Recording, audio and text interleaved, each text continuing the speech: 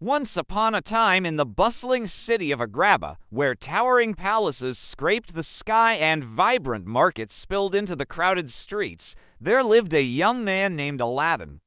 Quick-witted and charming, Aladdin navigated life with ease, surviving each day with his sharp tongue and a heart that refused to be tamed. Though he had little to his name, his spirit was as vast as the desert sky, unbroken and full of dreams.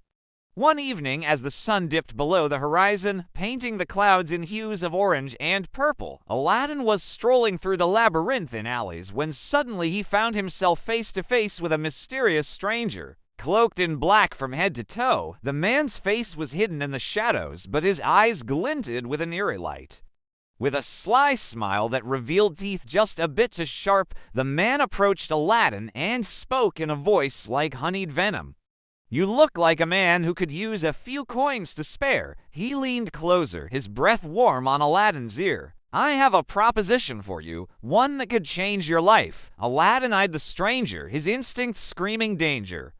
But curiosity, like a persistent itch, wouldn't let him look away. Before he knew it, he found himself agreeing. The stranger led him through a maze of tunnels, their air thick with anticipation and dust. Finally, they stopped before a seemingly unremarkable wall. "Here," the man said, his voice echoing oddly in the confined space.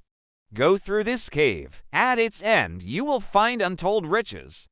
Just bring me back that old lamp you find there, and you shall have whatever you desire." With a mix of apprehension and excitement, Aladdin stepped into the darkness. Inside, the cavern glittered like a star fallen to earth.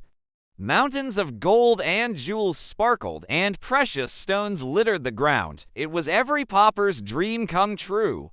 And yet, tucked away in a corner, almost blending into the shadows, sat an old, dusty lamp.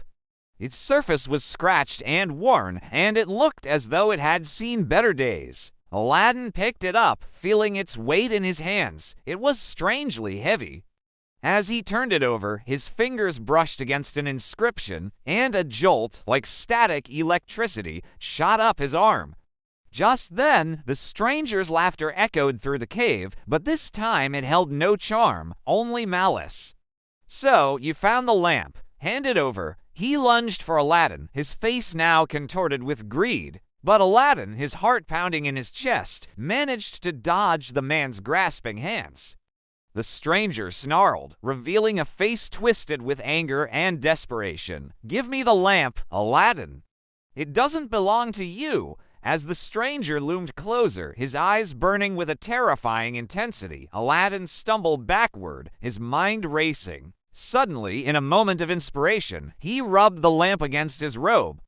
A plume of purple smoke erupted, swirling and coalescing into a giant, awe-inspiring genie. His form crackled with energy, and his eyes blazed like molten gold.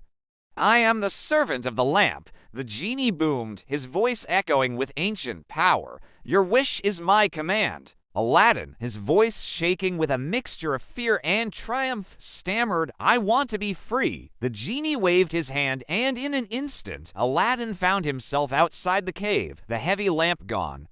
The stranger, his face drained of color, collapsed to his knees.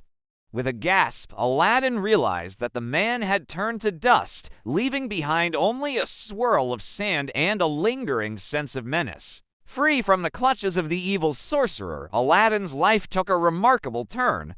He used the genie's powers not for personal gain, but to build a new life for himself, one filled with wealth, respect, and purpose.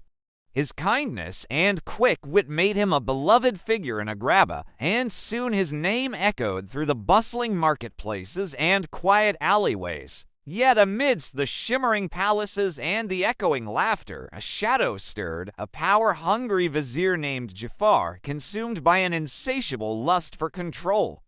He watched Aladdin, his heart filled with envy and resentment. Unknowingly, Aladdin continued to shape Agrabah, bringing about positive changes and winning the hearts of its people. But Jafar, driven by his own selfish desires, plotted in the shadows, waiting for his moment to strike. And so the stage was set for a battle between good and evil, where the fate of Agrabah hung in the balance and the true measure of Aladdin's character was put to the ultimate test. Will Aladdin's courage and quick thinking be enough to outwit the evil vizier? Or will Jafar's thirst for power plunge Agrabah into darkness? Find out in the next part of this exciting tale.